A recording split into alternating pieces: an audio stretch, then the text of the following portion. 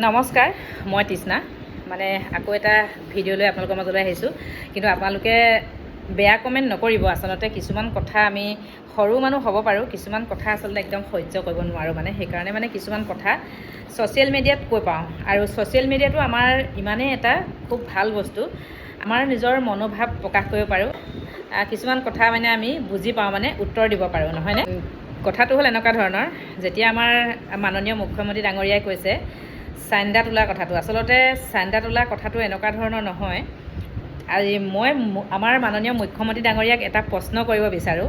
তেওঁ যে বান সাহায্য জনসাধাৰণক দিব বা যিখিনি বানাক্ৰান্ত লোকক বান সাহায্য দিব, তেওঁ নিজৰ সম্পত্তিৰ পৰা দিছে নে বেলেগৰ দিয়া পইচা দিছে? এনেকৈ দেখোন আমি দেখিয়ে আছোঁ, মুখ্যমন্ত্ৰী পুঁজি লৈ বহুত টকা কোটি কোটি টকা কোনোবাই দিছে।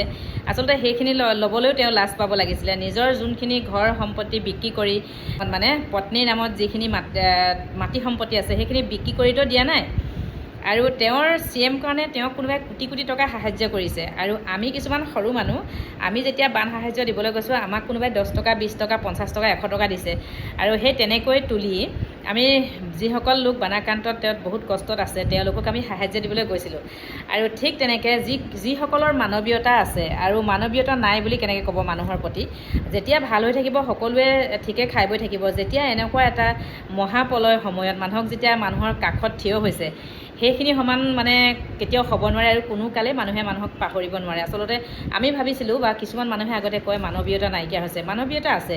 কিছুমান বেয়া মানুহৰ কাৰণে কেতিয়াবা কিছুমান ভাল কাম কৰিবলৈ যোৱা মানুহো আচলতে বদনামী হয়। কাটচিত কেতিয়াবা এটা মানুহে বেয়া কাম কৰিব, সকলোৱে বদনাম হয়, নহয়নে? তেনেকুৱা ধৰণৰ নহয়। এইটো এটা প্ৰমাণ কৰি দিলে যে মানুহৰ মানৱীয়তা শেষ হৈ যোৱা নাই।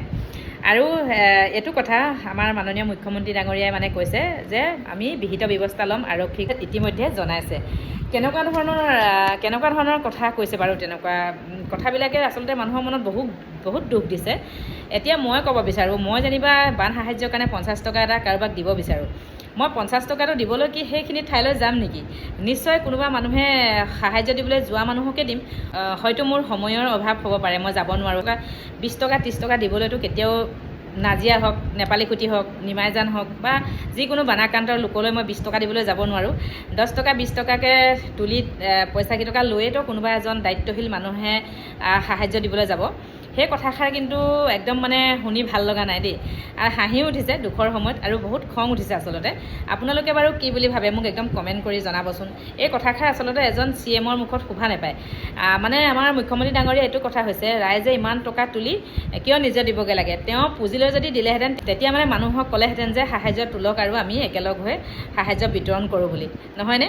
কিন্তু বেলেগে কৰিলে সেইখিনিক মুখ্যমন্ত্ৰীয়ে বেয়া পায়, আৰু তেওঁ নিজেই দেখোন সাহায্য লৈছে। যদি তেওঁ নিজৰ পকেটৰ পইচাৰে মানুহক বান সাহায্য দিম বুলি ভাবিছে, তেতিয়াহ'লে সেই কোটি কোটি টকা আমি দেখোন পাই আছোঁ। কোনোবাই 2 কোটি, কোনোবাই 1 কোটি, কোনোবাই 5 লাখ, কোনোবাই 10 লাখ 50 লাখ এনেকৈ দি আছে। সেইখিনি টকা কিয় লৈছে? সেইখিনি চান্দা নহয়। সেইখিনি কি?